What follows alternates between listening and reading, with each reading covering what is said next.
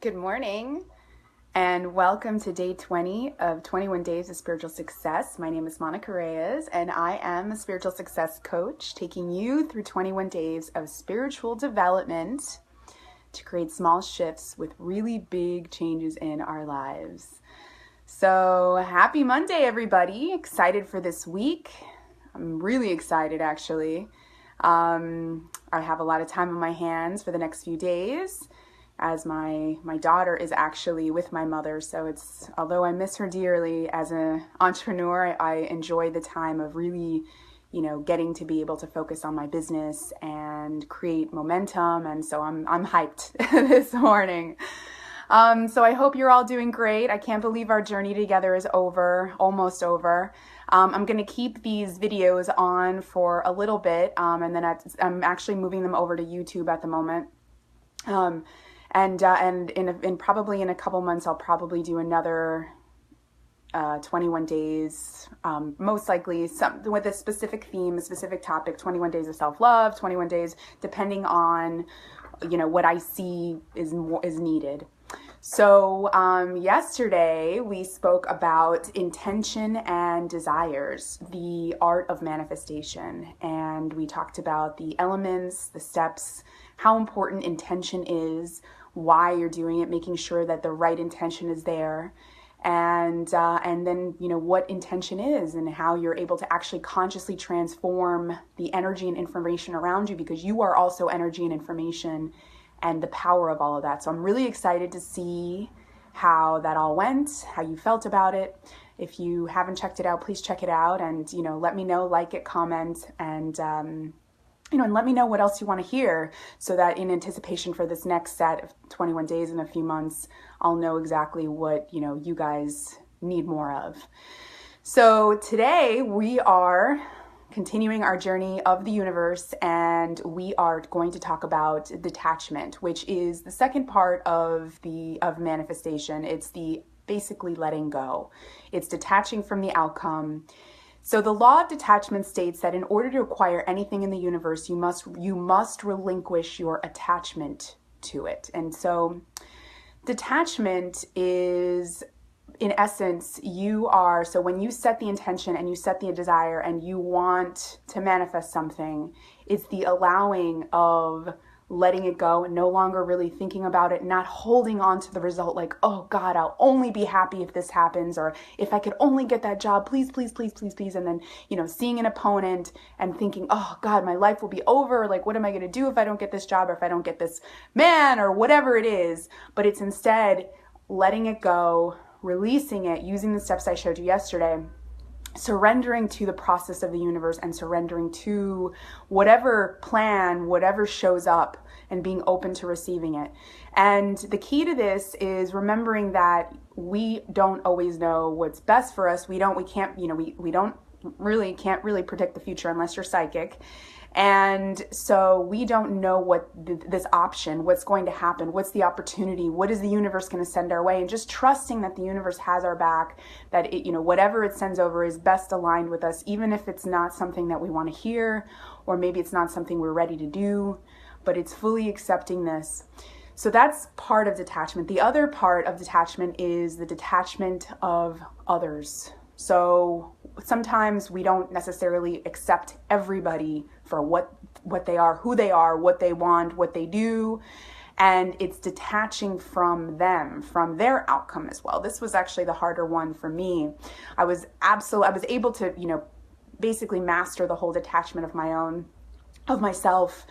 However, I'm like to control. I've always been, I don't want to say control freak, because I don't even know what that term means, but it's more of like, I just really, really like to control. I like to be organized. I just like to know the outcome. And I used to find certainty. It was very important for me. Now I've been able to find the wisdom in the uncertainty, and this is what I'm going to talk about today. However, with others, on the other hand, that was a little bit different.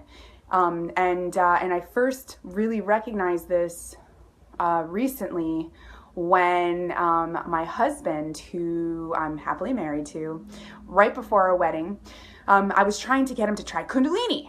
This is important to me. I'm spiritual. I want you to try it, and I found myself trying to force him, and that just doesn't work. And this is what this is about. And this is, realizing that I need to accept him the way that he is. I need to accept the fact that, he brings me so much value and happiness to my life.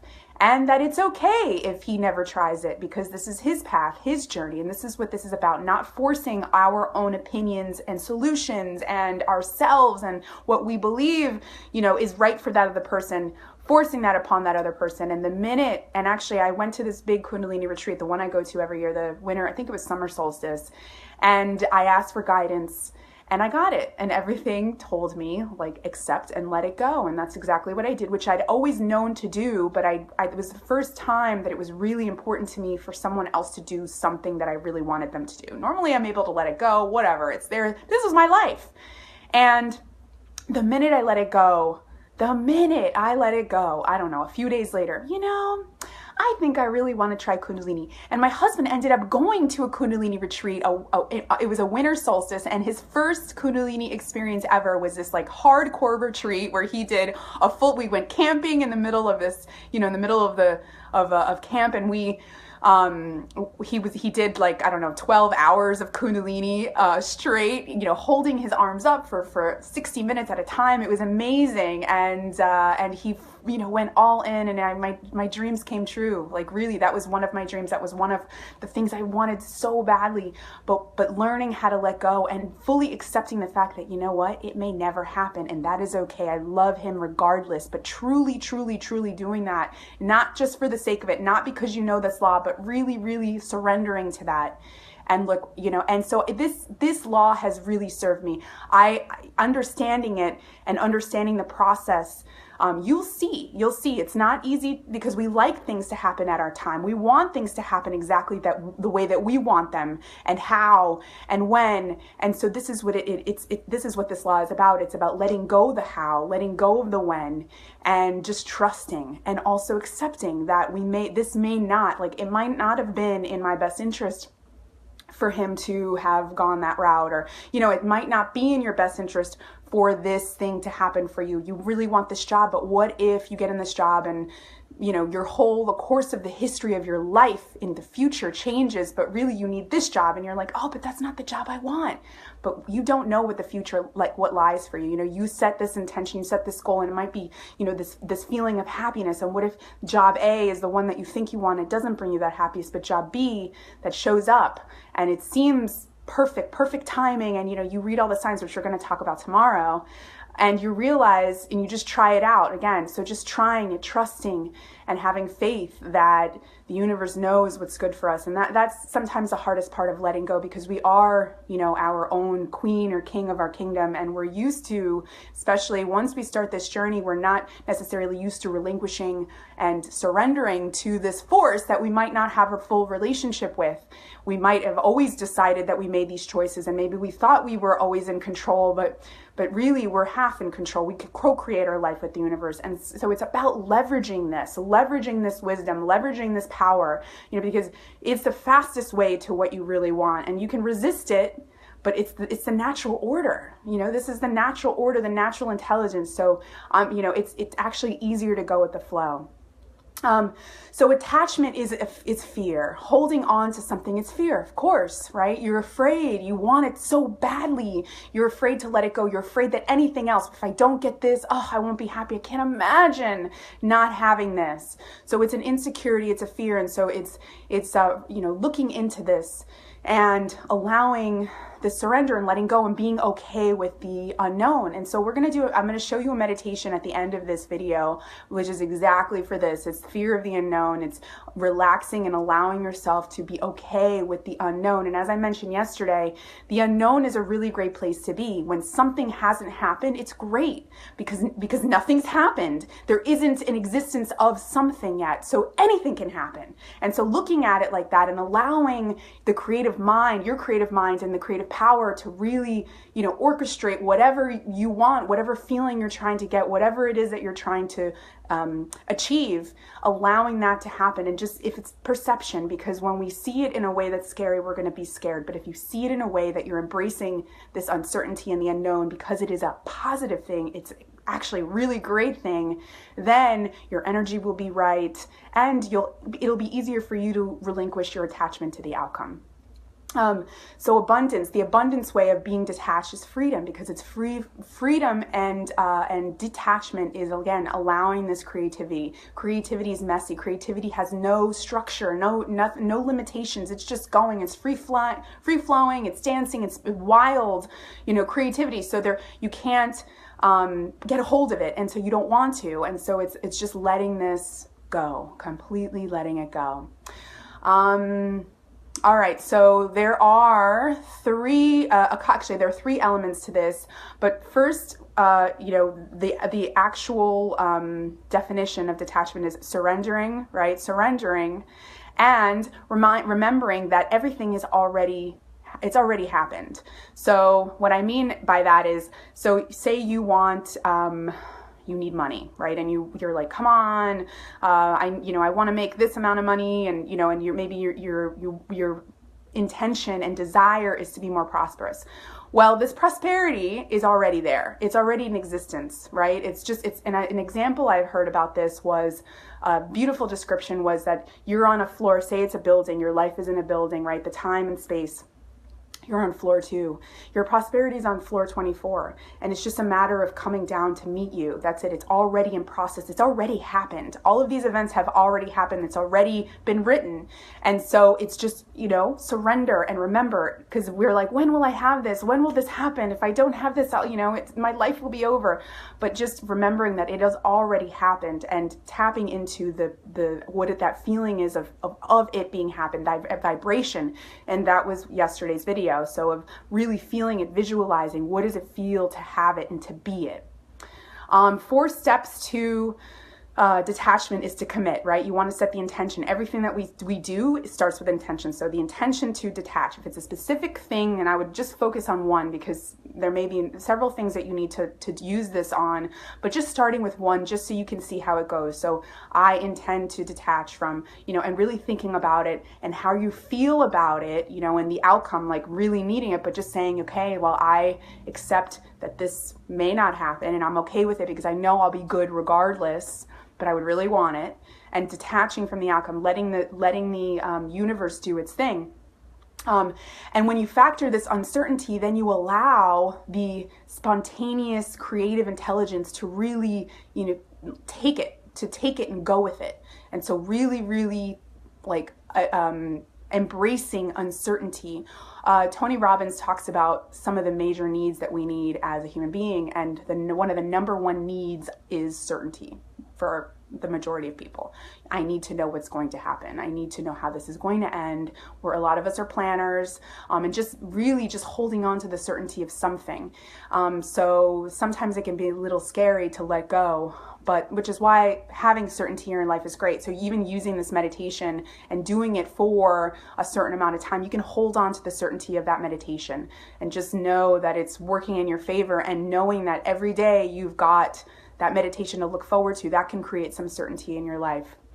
Stepping into the field of all possibilities and anticipating the excitement of getting that job, of getting the man of your dreams, of whatever it is that you're asking for. Anticipate it. Anticipate that it's going to happen. Letting it go and being like, oh, thank you. It's already here. I'm so excited. I just can't, I'm just that feeling of the excitement and the enthusiasm and happiness, and remembering to enjoy your moment now. Be present now.